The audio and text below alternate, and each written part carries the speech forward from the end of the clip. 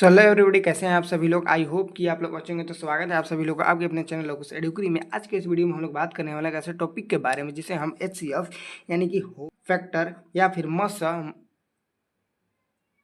समाप्तवर्तक कहते हैं।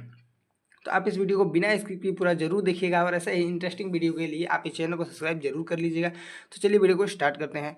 हमारे पास एक प्रश्न दिया हुआ है जिसमें बोला है कि 21, 27, 51 का HCF ज्ञात करें।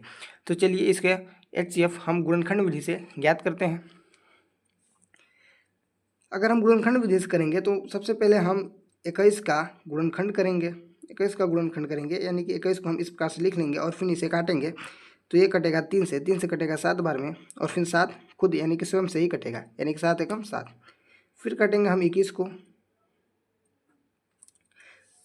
नहीं फिर हम 27 को काटने की कोशिश करेंगे और फिर 27 को काटेंगे। 27 कटेगी 3 से यानी कि 3 9 27 और फिर 9 कटेगा 3 से यानी कि 3 3 9 और फिर 3 एक बार में यानी कि 3 एकम 3। और फिर हमारे पास बच जाता है 51। 51 को भी काटेंगे इसी तरह से। 51 सबसे पहले कटेगा 3 से तो हमारे पास आएगा 3 एकम 3 और फिर 2 बच गया यानी कि 21। 3 7 21 यानी 17 3 51 और फिर 17 स्वयं से यानी 17 एकम 17।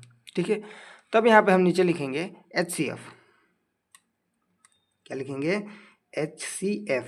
HCF 21 बराबर 21 का कितना 3 गुना 7 यानी कि 3 गुना 7 और फिर इसी प्रकार 27 का भी 27 का आया है 3 बार यानी कि 3 इंटू 3 51।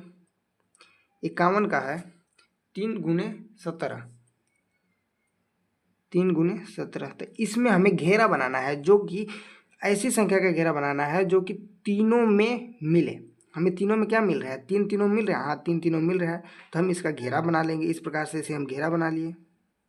ठीक, फिर अगली संख्या, क्या हमें 7 तीनों मिल रही है? नहीं। 3 मिल रही है, फिर नहीं मिल रही है। तो जो हमारा HCF होगा वो HCF निकल कर क्या आएगा?